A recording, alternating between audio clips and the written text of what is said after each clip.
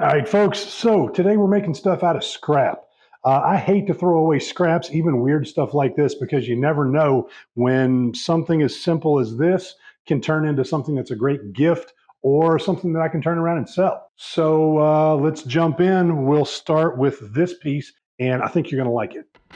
So the first thing we need to do is cut this down into two equal size strips. I'm going to make it about 1 inch thick and about 12 inches long.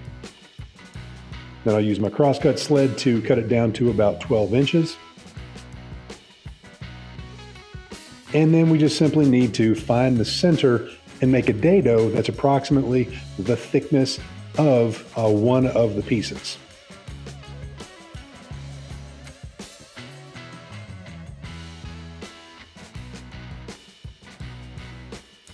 Now I'm just going to tape it together because that makes it go a little bit quicker for what we're going to do.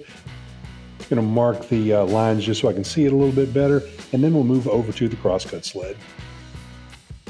Now, let's set our blade to be half the thickness of one of these pieces of wood because we're going to cut some dados through them. Now, I did mess up right here. I made them a little bit too wide. You should cut them a little bit more narrow, and if you find that it's not wide enough for your needs, then you can always sneak up on it a little bit. And from there, I'm just going to put a little bit of a curve right there on the edge to break up those hard, sharp edges. And guess what? We're done. So what have we just made? We have made a trivet. And this is a 5-minute project. If you have a bandsaw or a scroll saw and you want to get a little bit more creative with it, then you can do things like this. This is what I made for my wife, and she actually loves these.